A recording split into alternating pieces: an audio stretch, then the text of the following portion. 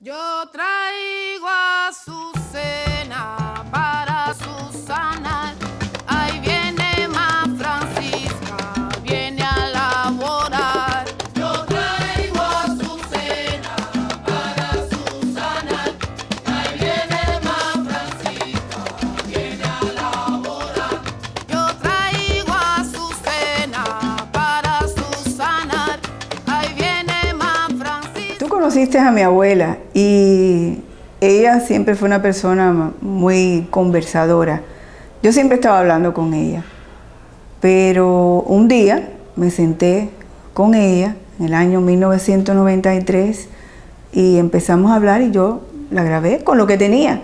No era una entrevista, era una de esas conversaciones como las que siempre teníamos y por supuesto que ni siquiera me pasó por la mente en muchos años de hacer algo con la voz de ella, ni una película, ni un documental, nada. Una historia diferente donde estuviese la voz de mi abuela y esa conversación. Es un diálogo espiritual, es un diálogo con el más allá, pero que todavía, con los ancestros, que todavía tienen muchas cosas que revelarnos al presente. Entonces utilicé como leitmotiv una misa espiritual donde se llama a ese espíritu a conversar. Este documental es sobre mi abuela, mi madre, mi familia, pero es un homenaje también porque es la historia común de muchas mujeres negras que lavaban, que plancharon y que fueron la fundación de las familias nuestras. Por eso hay un plano en que yo le toco las manos, por respeto a esas manos que trabajaron tanto para fundar una familia.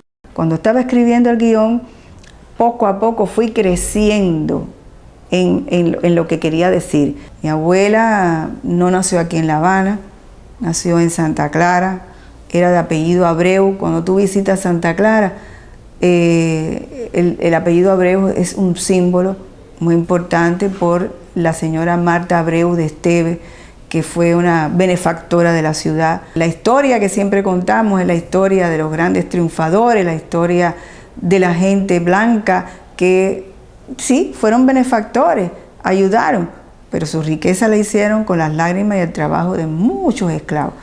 Y en el caso de su familia, como la de muchos otros amos, dueños de esclavos, le ponían el apellido de la familia principal a los esclavos de la propiedad.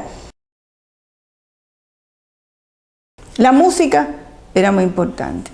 Cuando yo empecé a soñar con este proyecto, traía para acá a esta gente de Vocal Baobab y empezamos a escoger los cantos espirituales.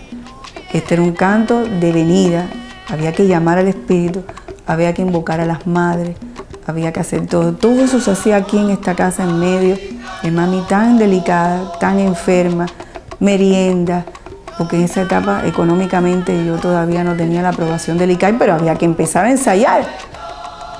Demóstenes tenía que empezar a escuchar para tener una idea de qué tipo de música, qué cosa es lo que se iba a hacer. Y así fue como nosotros empezamos esto. O sea que lo primero que se hizo fueron los cantos. Mira, cuando yo estaba sentada haciendo el diálogo, la conversación con la viejita, con Teresa, fue bien, pero después hubo un momento en que hacían falta un poco más de reacciones mías y quitamos a Teresa porque además ella ya estaba cansada, ella no entendía por qué ella tenía que estar sentada en ese sillón. Y fue una cosa muy fuerte lo que yo sentí cuando aquel sillón se quedó vacío. No se quedó vacío. Fue un halo espiritual muy grande que es lo que provocó esas reacciones mías llorando y que yo doy las gracias. Eso no estaba ni en guión, ni en mí, ni en nada. Es que es algo que había allí que me estaba diciendo que diera las gracias. Estoy lanzando mensajes que tienen una idea no solamente del pasado, sino que tienen una repercusión al presente. Y digo también en la narración, de esas cosas no se hablan solamente en el seno de la familia, se conversan en el seno de la familia, porque no existe una discusión del tema racial a nivel nacional, pero a nivel de la familia, de amistades, sí se hablan las dificultades, que son dificultades históricas. son dificultades históricas de la diáspora africana, no solamente es exclusivo de Cuba. Son elementos de prejuicio, elementos de racismo que persisten, que existen y que uno no puede ser ingenuo. Y además ella misma me daba claves. ¿Por qué? Porque cuando se narra, por ejemplo, lo que ocurrió en el año 1925, yo no tenía idea de que mi abuela me estaba hablando de un hecho histórico tan importante. Ella siempre me habló de que ella se le había partido el tacón corriendo por el Parque Leoncio Vidal. Y después me hace la descripción del hecho. Cuando yo voy a los historiadores, me dicen, Gloria, por la edad, por el lugar en que ella nació, pero sobre todo por la edad, y todo eso coincide con lo que pasó en el año 25, en el Parque Leoncio Vidal, que los negros rompieron en ese momento las normas de convivencia social, de pasar, de caminar a la orilla del parque, que era lo que estaba establecido, al centro del parque.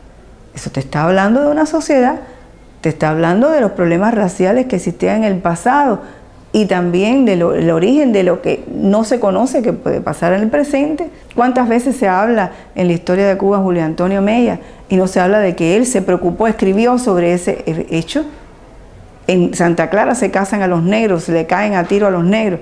Tiene que haber sido una cosa, una repercusión muy grande para que Mella y la prensa se ocuparan de eso. O sea, son detalles y cosas que te están dando claves al presente.